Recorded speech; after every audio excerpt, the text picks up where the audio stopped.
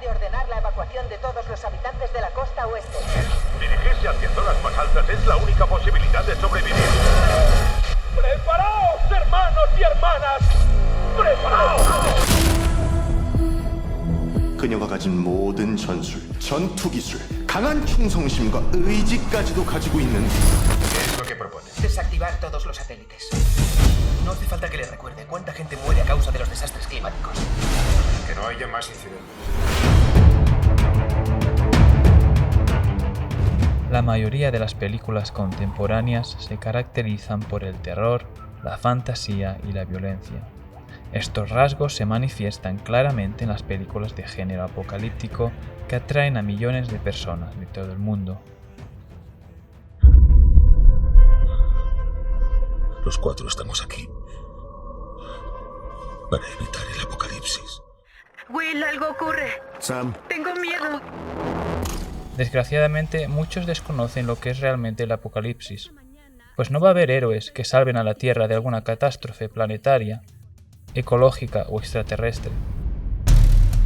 En realidad, gran parte del libro de Apocalipsis describe los terribles eventos que sucederán en la Tierra previamente a la venida de Cristo. El Apocalipsis vendrá repentinamente, pero no sin previo aviso. Existen varios marcadores o señales que nos advierten de la gran tribulación que se avecina. A continuación describimos 7 señales pretribulacionistas, aunque no cabe duda que podrían añadirse muchas más.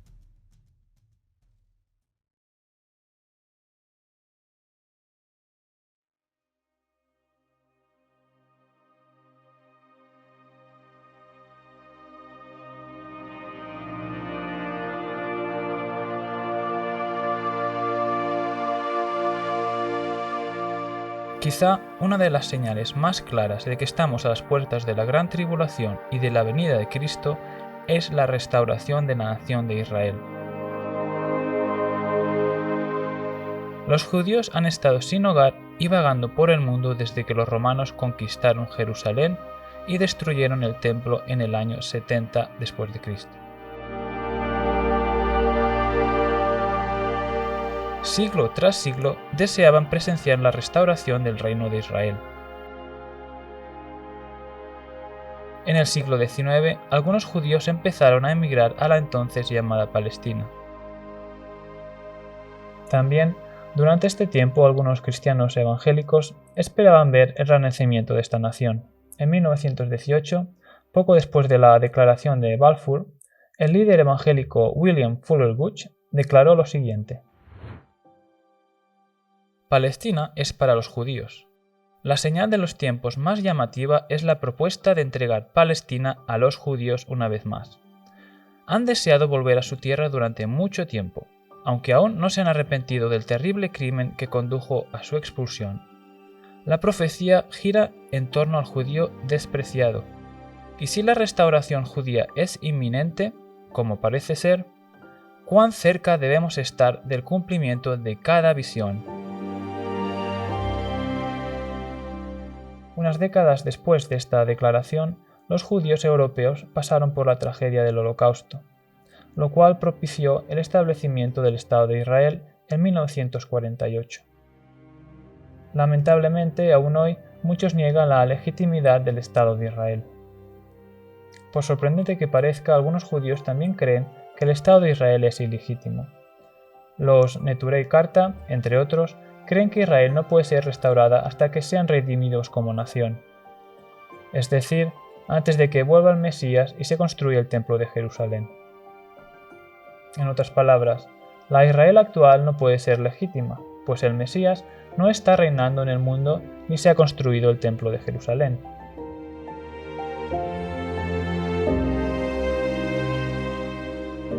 Para comprender mejor las profecías apocalípticas, debemos entender que existen 2 fases para el restablecimiento de Israel. La primera parte consiste en el retorno del pueblo judío a la tierra de Israel.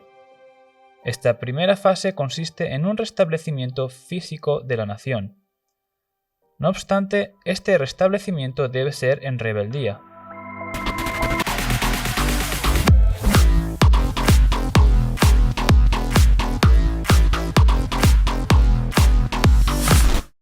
capítulos 38 y 39 de Ezequiel nos hablan de un tiempo, quizá cercano, donde un conglomerado de naciones, liderada posiblemente por Rusia, vendrán a atacar a Israel. El capítulo 38 nos deja muy claro que cuando esto acontezca, los judíos ya habrán vuelto a su tierra. De aquí a muchos días serás visitado. Al cabo de años vendrás a la tierra salvada de la espada, recogida de muchos pueblos, a los montes de Israel, que siempre fueron una desolación, mas fue sacada de las naciones, y todos ellos morarán confiadamente. Sin embargo, el escenario que nos presenta Ezequiel no puede ser durante el reino del Mesías, puesto que sabemos que durante su reinado va a haber paz en todo el mundo. En otras palabras, Israel será restaurada como nación y consiguientemente atacada en su rebeldía. A pesar de este juicio inminente, Israel finalmente será restaurada y redimida. Y luego todo Israel será salvo, como está escrito: vendrá de Sión el libertador, que apartará de Jacob la impiedad. Dicho esto, podemos estar agradecidos de estar viviendo en este tiempo tan especial. Hemos visto cumplirse en nuestros días algunas de las profecías sobre Israel. En especial, hemos visto a los judíos volver en incredulidad a su tierra, lo cual nos confirma que el tiempo del fin está cerca, pues solo queda que Israel reconozca a Cristo, como está escrito: y derramaré sobre la casa de David y sobre los moradores de Jerusalén espíritu de gracia y de oración, y mirarán a mí quien traspasaron, y llorarán como se llora por un hijo unigénito, afligiéndose por él como quien se aflige por el primogénito. No obstante, como hemos leído en este pasaje, muchas de las profecías requerían de otro elemento muy especial: la reconstrucción de Jerusalén. Las negociaciones previas para la independencia de Israel involucraron dejar unos pedazos de tierra muy valiosos, entre los cuales estaba la antigua ciudad de Jerusalén. No obstante, en 1948 los árabes rechazaron la propuesta de las Naciones Unidas atacando a Israel. Pero milagrosamente los judíos consiguieron retener su independencia. Los árabes, por otro lado, conquistaron gran parte del territorio propuesto inicialmente por las Naciones Unidas y que ellos mismos habían rechazado. Para muchos judíos, la decisión de entregar la capital del antiguo reino de Judá a la naciente Jordania fue un trago muy amargo. Jerusalén estuvo bajo mano de los jordanos por unos 20 años, hasta que en la Guerra de los 6 días de 1967 los hebreos consiguieron retomar Jerusalén.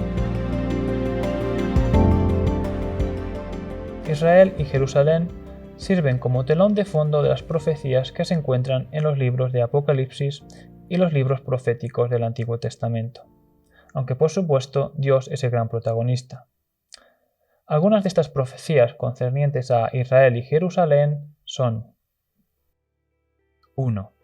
Israel y Jerusalén serán invadidas por una coalición internacional y el anticristo. 2. Parte de Israel será guardada de las manos del anticristo y de las naciones. 3. El anticristo tiene que romper el pacto con Israel en mitad de la gran tribulación y sentarse en el templo de Jerusalén. Conclusión: Israel debe ser primeramente restaurada de manera física, lo cual ya ha acontecido, y posteriormente redimida, lo cual acontecerá de forma espiritual en el futuro. No obstante, la restauración completa de la nación no acontecerá hasta que el Mesías, Cristo, redima a su pueblo y reine sobre él. Además, como podemos leer en las noticias, Jerusalén juega un papel muy importante en la política internacional, lo cual es otro indicio de que las profecías restantes están a punto de cumplirse.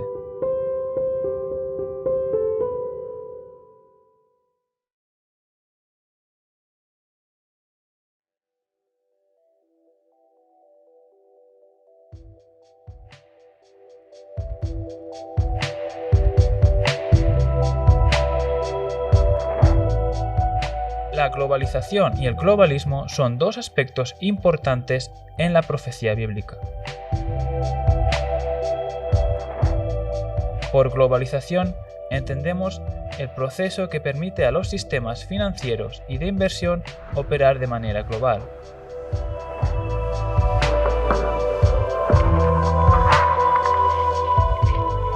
La globalización también puede entenderse como un sistema mundial financiero liderado por grandes multinacionales que usurpan el poder económico de los gobiernos. A esto último también se le podría llamar globalismo, aunque este también involucra aspectos políticos, ideológicos o religiosos. Es aquel sistema que pretende centralizar el poder de las naciones en un solo ente liderado por una élite supragubernamental. Cabe recalcar que en la actualidad la Unión Europea es la única organización supranacional del planeta. No obstante, la Unión Europea está intentando crear este mismo sistema a escala global a través de las Naciones Unidas, la OTAN y otras organizaciones no gubernamentales como la OMS o el Foro Económico Mundial. El globalismo y la globalización son dos aspectos relacionados claramente visibles en el libro de Apocalipsis y en algunos libros del Antiguo Testamento. Veamos algunos ejemplos. A. Los reyes de la tierra fornican con Babilonia. En los capítulos 17 y 18 de Apocalipsis leemos sobre el misterio de Babilonia. Algunos intérpretes creen que Babilonia va a ser un sistema económico y religioso mundial. Otros creen que existirá como sistema, pero también físicamente. Es decir, que al igual que Jerusalén, Babilonia también será reconstruida. Sea como sea, lo que sí vemos claramente que Babilonia va a ser un sistema que involucrará a todas las naciones de la tierra. B. Una coalición internacional irá contra Israel. En las profecías apocalípticas encontramos varias coaliciones internacionales. Una de estas es la coalición liderada por el Rey del Norte, posiblemente Rusia. Esta vivirá por poco tiempo, pues será aniquilada de manera milagrosa. Otra coalición es la que vendrá a atacar a Israel desde el este. Además, el mismo Anticristo formará una tercera coalición.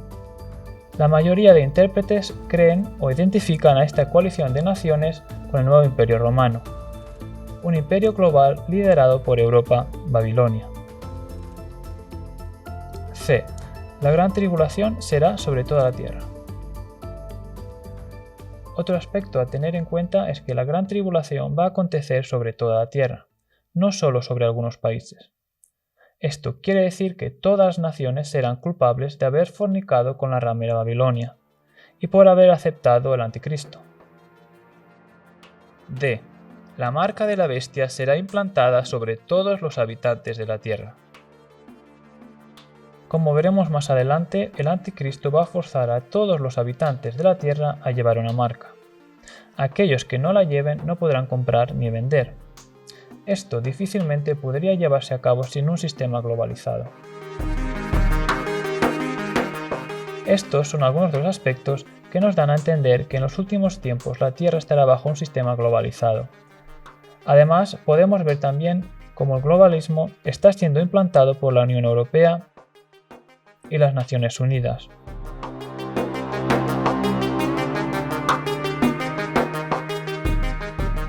Las Escrituras nos dicen que en la gran tribulación las naciones del mundo entregarán las riendas al Anticristo.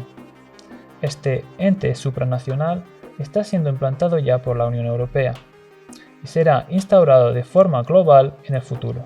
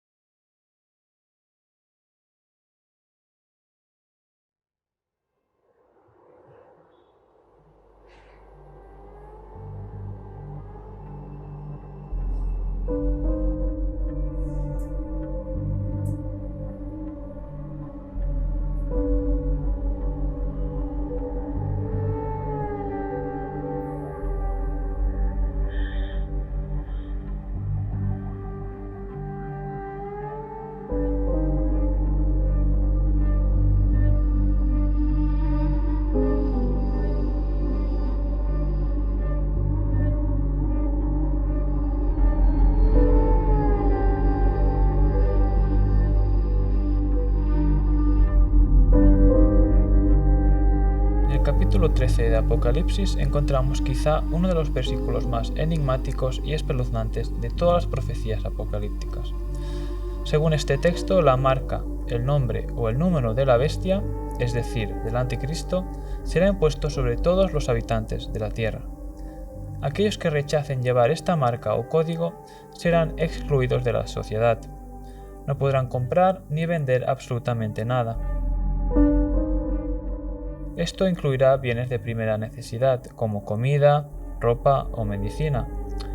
Además, tampoco se podrá viajar, negociar o incluso trabajar, pues todo esto serán transacciones vinculadas a la marca de la bestia. Hasta no hace mucho habría sido imposible implantar un sistema de control como este, y muchos preguntaban cómo podría pasar algo así. Sin embargo, con la tecnología actual y el sistema globalizado en el que vivimos, este plan diabólico puede hacerse ya una realidad. Es más, en algunos países ya se están implantando sistemas parecidos al de la marca de la bestia. Es sabido que con la excusa de la pandemia, el gobierno chino ha acelerado su plan de seguimiento y control digital, lo cual es posible gracias a los smartphones y las nuevas tecnologías de identificación basadas en la inteligencia artificial. Cualquier desobediencia al régimen puede llevar a un ciudadano chino a las listas negras del régimen. Estas listas están basadas en un sistema de créditos o puntos, los cuales otorgan o quitan ciertos beneficios en función de la lealtad al partido. Este seguimiento o espionaje no sería posible sin las nuevas tecnologías basadas en la inteligencia artificial.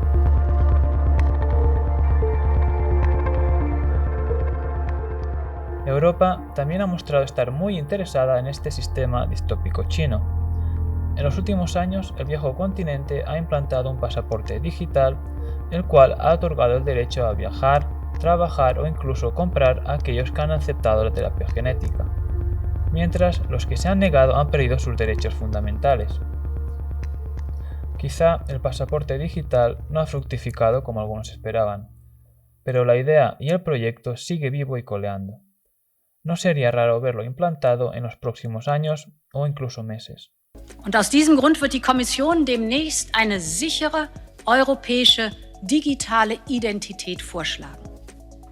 Eine, der wir vertrauen und die Bürgerinnen und Bürger überall in Europa nutzen können, um alles zu tun, vom Steuerzahlen bis zum Fahrradmieten. Otro aspecto a tener en cuenta es el de las monedas digitales. Si bien las criptomonedas han tenido gran auge en los últimos años, estas posiblemente acaben siendo prohibidas por la élite globalista, quien desea tener todo bajo su control. No obstante, este es el sistema que desean implantar bajo su supervisión. Apenas hace unos meses, el Banco de la Reserva Federal de Nueva York y varios bancos privados lanzaron un programa piloto para probar la viabilidad del dólar digital. El uso del dinero efectivo ya se está desplomando y sospecho que llegará el día, incluso en los Estados Unidos, en que no se use la moneda nunca más, dijo Enswar Prasad. Estados Unidos no es el único país probando estas monedas. Entre otros están China, Canadá, Japón y Turquía, además de Europa, con su euro digital. Junto con las tecnologías de geolocalización e identificación digital, las monedas digitales harán posible la ejecución de la marca de la bestia.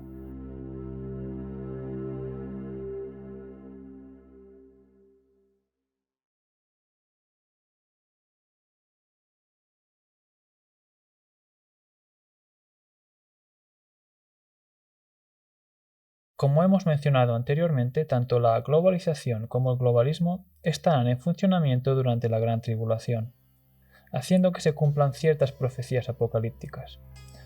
En la geopolítica actual, estas profecías están alineándose en esa dirección, quizá a punto de cumplirse. En los libros proféticos que hablan sobre los últimos tiempos encontramos varias coaliciones internacionales. Una de estas coaliciones será liderada por el Rey del Norte, o Magog.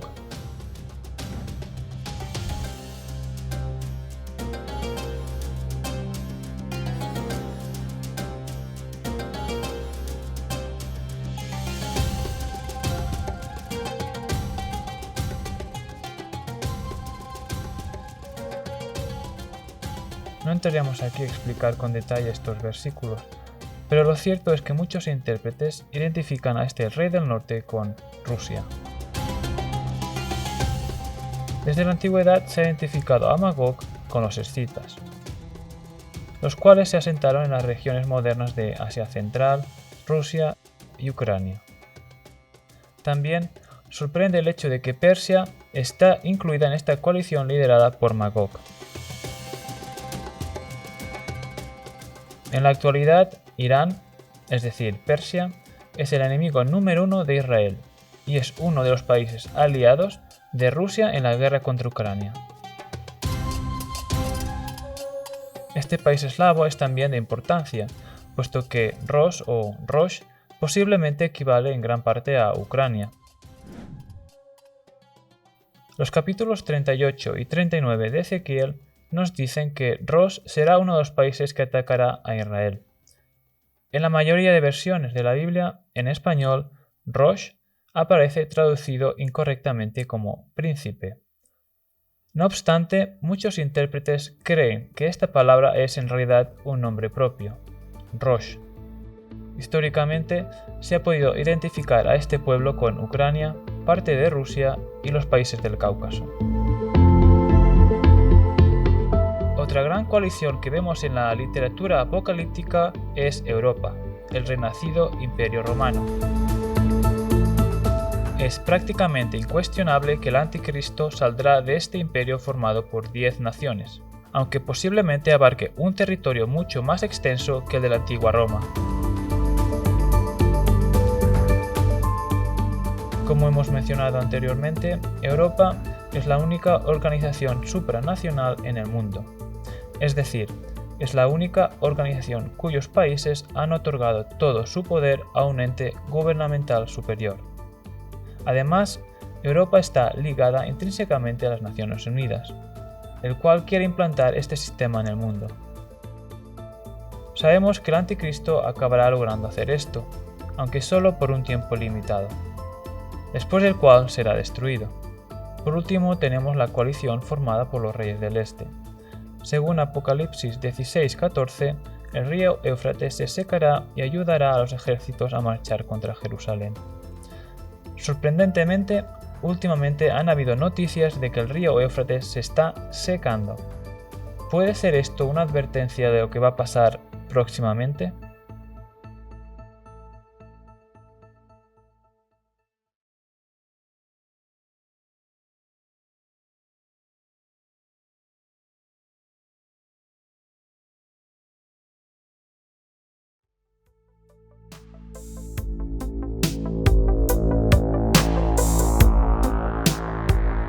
En los últimos años ha empezado a calar en la sociedad una palabra poco utilizada hasta el momento: la desinformación.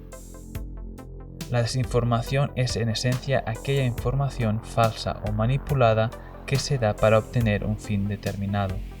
En pocas palabras, es una mentira. En general, suelen equiparar la desinformación con los bulos o con las teorías de conspiración. No obstante, la fuente de desinformación más importante no proviene del mundo secular. Es decir, el peor engaño sale del púlpito de la Iglesia, no del púlpito del Congreso o del aparato de televisión. Cerca de 2000 años atrás, Jesús nos advirtió de que en los últimos tiempos vendrían pseudocristos y pseudoprofetas, es decir, falsos cristos y falsos profetas o maestros. Mirad que nadie os engañe, dijo Jesús a sus discípulos. Muchos falsos profetas se levantarán y engañarán a muchos. El engaño es uno de los grandes marcadores de los días previos a la llegada o retorno del Mesías. Pero el Espíritu dice claramente que en los postreros tiempos algunos apostatarán de la fe, escuchando a espíritus engañadores y a doctrinas de demonios. Pablo, el autor de este texto, nos da a entender que el Espíritu le reveló que en los últimos días algunos cristianos apostatarán de la fe, es decir, se apartarán de la verdad tras escuchar a falsos maestros, los cuales habrán sido engañados por los mismos demonios. Estos pseudo maestros son hombres que entran encubiertamente y se lanzan por lucro en el camino de Balaam. Son lobos vestidos de cordero, que andan según sus propios deseos y cuya boca hablan cosas infladas, adulando a las personas para sacar provecho. Si bien es cierto que el engaño y la mentira son tan antiguos como el mismo mundo, no hay duda que estos irán en aumento. Mas los malos hombres y los engañadores irán de mal en peor, engañando y siendo engañados. No obstante, el mayor engaño vendrá cuando se presente el engañador de todos los engañadores, Satanás, el padre de todas las mentiras, el que engaña al mundo entero. La presencia de Satanás será manifestada corporalmente a través del Anticristo, un hombre perverso que negará a Cristo y hará que todo el mundo lo adore. Podemos deducir lógicamente que cuanto más cerca esté la manifestación del Anticristo, más y más engaño habrá en la tierra. Pues, ¿por qué juzgaría Dios a la tierra con tan gran tribulación si la gente amase la verdad? Por lo tanto, la mentira y por ende la apostasía deben ser uno de los grandes marcadores de los últimos tiempos. ¿Y no es esto lo que vemos en nuestros días? ¿No es suficiente ver al Papa reunirse con los líderes de todas las religiones y rezar conjuntamente? ¿No debemos dudar de una iglesia que se complace en exhibir en sus atrios a la diosa Pachamama? ¿Debemos confiar en un Papa que rechaza que se predique la palabra a los incrédulos, negando que Cristo solamente es el que salva? No obstante, la Iglesia Católica no es la única que debemos señalar. Los creyentes evangélicos también han sufrido un gran deterioro doctrinal, llegando en algunos casos a la herejía y apostasía. ¡Prohibido que me roben a mí! ¡Yo prohíbo que roben en mi casa! ¡Prohíbo que se me pierda el anillo! ¡Que se me pierda el reloj! ¡Sí! ¡Yo prohíbo que el espíritu de pérdida me quite a mí mis propiedades! Yo he prohibido, a mí no se me pierde nada. No me da la gana. Dios se ocupa de las joyas, claro que sí. Yo le dije a los ángeles, se me van y me buscan las joyas y el que la tenga se la saca y me las trae. Come on. Organizaciones como Hillsong no solo han traído malas costumbres, sino que además han introducido encubiertamente falsas doctrinas, como el Evangelio de la Prosperidad, el cual sostiene que la voluntad de Dios es siempre bendecir a las personas físicamente, es decir, con posesiones o dinero. Me das una casa de paz y te la multiplico. Me das un mentor y te lo multiplico. Me das una unción y te la multiplico. Me das una gracia y te la multiplico. Me das un don y yo te lo multiplico. Porque Dios multiplica. Es un Dios de multiplicación. Otra doctrina muy presente en muchas iglesias evangélicas es la teología del dominio o dominismo, también llamado por los pentecostales reino ahora. Esta creencia sostiene que la voluntad de Dios es que el cristiano domine en todos los aspectos sociales. En realidad lo que vemos es el efecto contrario. Estos creyentes son más y más mundanos, ajustan sus doctrinas a lo que la corriente del mundo los lleva, en vez de llevar el mundo a Cristo. Muchos de estos evangélicos son de espíritu ecuménico y suelen aceptar con agrado tanto a católicos como ortodoxos. Además, ablandan su visión acerca de otras religiones y aspectos sociales controvertidos, como el aborto o la homosexualidad. Son, en todos los sentidos, la séptima iglesia del Apocalipsis. La iglesia gobernada por el pueblo y para el pueblo. La iglesia tibia, la cual Dios desea vomitar. Aunque el engaño y la apostasía siempre han existido, lo cierto es que nunca ha sido tan global como ahora. Siempre hubo falsas doctrinas, pero nunca tuvieron el alcance que la tienen ahora. Hoy día las mismas herejías y malas doctrinas se encuentran en todas partes del mundo.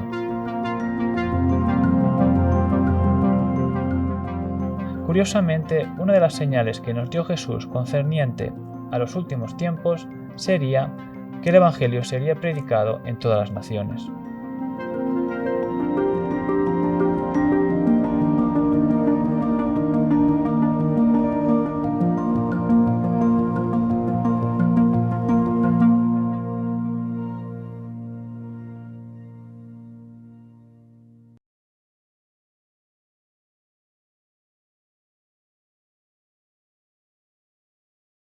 No hay duda que hay un gran paralelismo entre las profecías apocalípticas de los eventos históricos del diluvio universal y la destrucción de Sodoma y Gomorra. El Génesis nos relata la corrupción moral y espiritual del hombre en los tiempos de Noé. Y vio Jehová que la maldad de los hombres era mucha en la tierra, y que todo designio de los pensamientos del corazón de ellos era de continuo solamente el mal. Unos 2000 años más tarde, Jesús les habló a sus discípulos sobre los últimos días. Él se refirió a la historia de Noé cuando les explicó que las personas no entendieron lo que les iba a acontecer hasta que de repente vino la destrucción. De igual manera, hoy día muchos siguen ignorando voluntariamente la advertencia de una gran tribulación.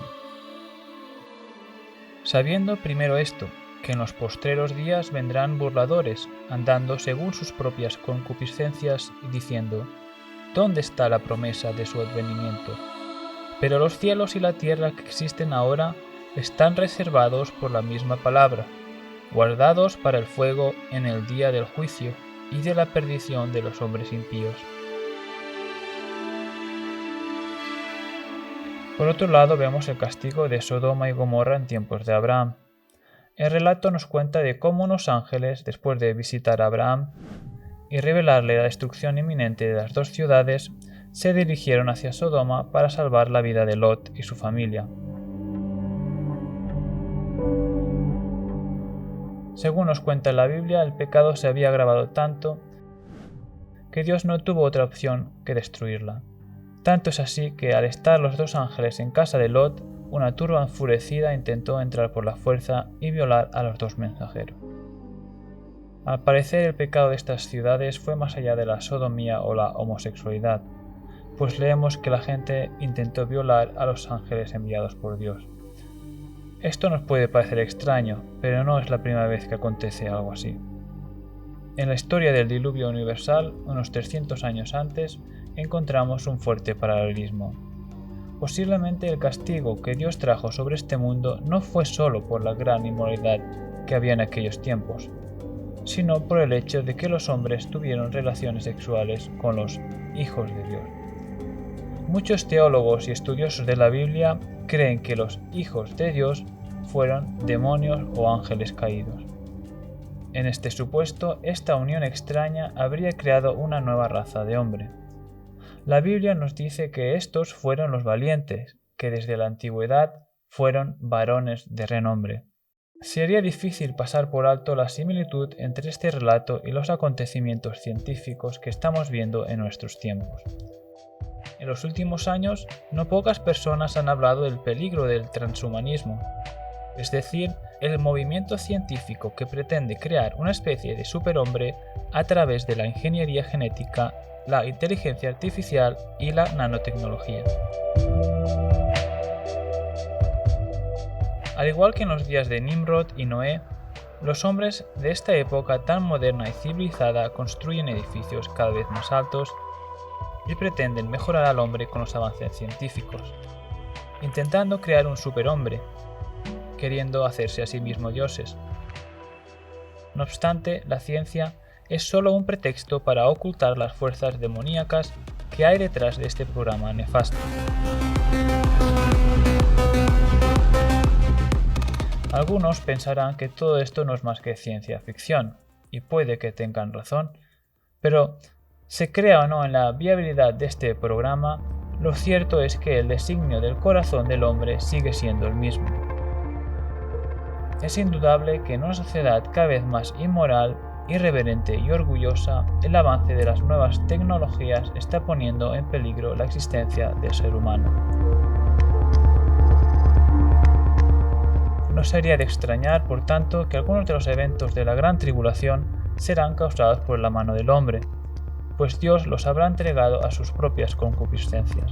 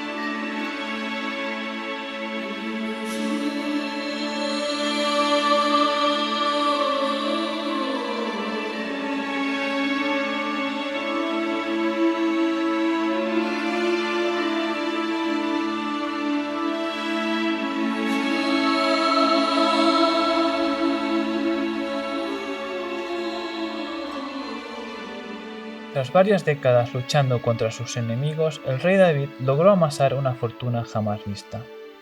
Pero su corazón siempre estuvo ligado a su Dios, no a su riqueza.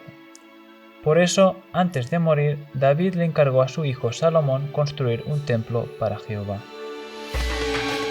David preparó para el templo unas 3.300 toneladas de oro y 34.000 toneladas de plata. Conjuntamente, esto equivale a 216.000 millones de euros. Prácticamente toda la fortuna del hombre más rico del mundo. O puesto de otra manera, todo el oro de la Reserva Federal de los Estados Unidos. Salomón acabaría construyendo uno de los edificios más magníficos de todos los tiempos, algo que muchos historiadores pasan por alto. Pero el templo fue destruido por Nabucodonosor, rey de Babilonia, en el año 586 a.C., unos 500 años después de su construcción. Los judíos reconstruyeron el templo después de su exilio en Babilonia, aunque nunca recuperó su antiguo esplendor. Siglos más tarde, en el año 37 a.C., el rey Herodes reformó el modesto santuario con el consentimiento del pueblo. La belleza del edificio fue alabada por los mismos discípulos de Jesús, refiriéndose a este como un edificio adornado de hermosas piedras y ofrendas votivas. Jesús, no obstante, profetizó seguidamente que el templo sería destruido. En el año 70 después de Cristo, Tito invadió Jerusalén y destruyó el magnífico templo herodiano, tal como describió Jesús. Hasta el día de hoy, uno puede ver los grandes bloques de piedra depositados desordenadamente en el antiguo pavimento romano.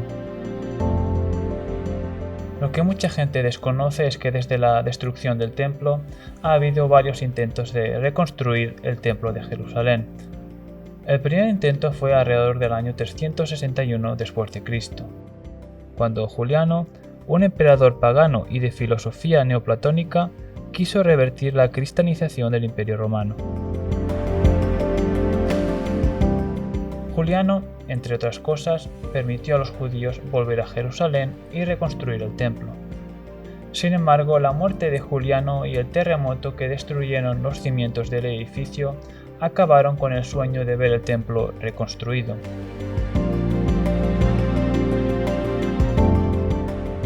El segundo intento aconteció durante el reinado sasánida, el segundo imperio persa previo a la conquista musulmana. En el año 614, las tropas sasánidas invadieron Jerusalén. Nehemías ben Jusiel, un líder judío y gran opositor de los bizantinos, fue nombrado gobernador de la ciudad. Nehemías restableció los sacrificios y empezó sus planes de construir el tercer templo. Pero el mismo emperador que lo había nombrado líder, Sharbaraz, puso fin a sus aspiraciones mesiánicas. Sharbaraz mató a Nehemías y a otros líderes judíos, poniendo fin al proyecto mesiánico.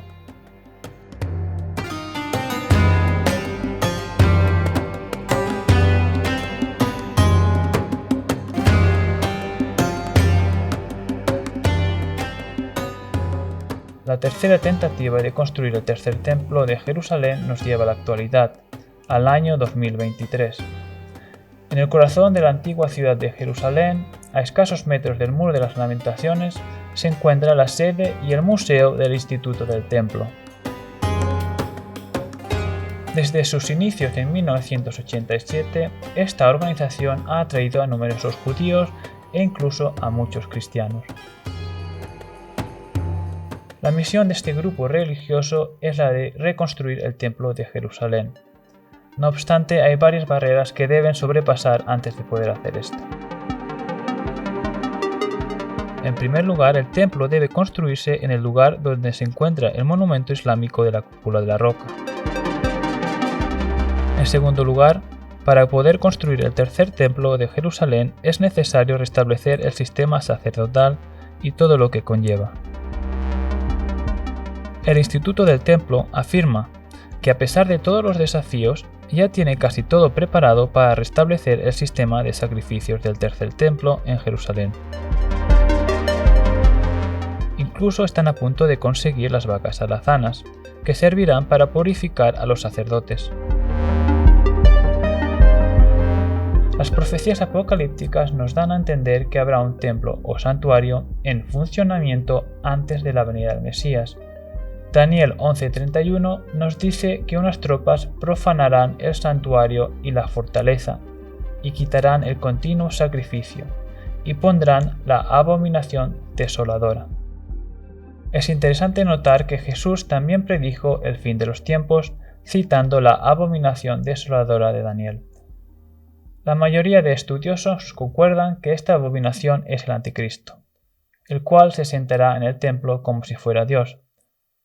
La existencia de un templo durante la Gran Tribulación también se menciona en el capítulo 11 de Apocalipsis. Levántate y mira el templo de Dios, y el altar, y a los que adoran en él. Pero el patio que está fuera del templo déjalo aparte, y no lo midas, porque ha sido entregado a los gentiles, y ellos hollarán la ciudad santa 42 meses. Todo esto nos da a entender que habrá un templo funcionando antes de la venida del Mesías. Si bien es cierto que no es la primera vez que se ha intentado reconstruir el templo, nunca antes se había hecho bajo un gobierno judío. El restablecimiento de la nación de Israel es un evento profético que no deberíamos pasar por alto. Tampoco deberíamos ignorar los eventos del tercer templo.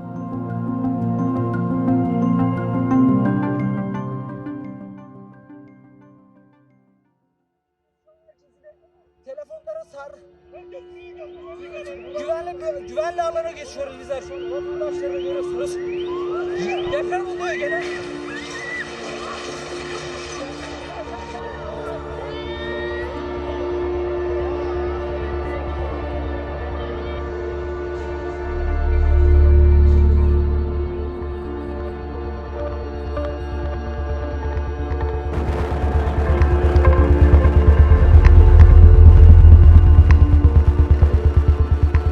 La Biblia nos advierte de que algún día todo esto va a acontecer, pero también nos asegura de que Él guardará a los suyos de esta gran tribulación.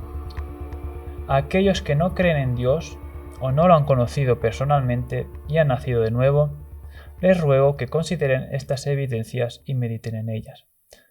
Luego, si creen que hay alguna verdad en ellas, busquen a Dios. Crean en la obra de Cristo en la cruz, la cual puede redimir a todo hombre y asegurarle la vida eterna. Cristo está a las puertas, no retrasen su llamada.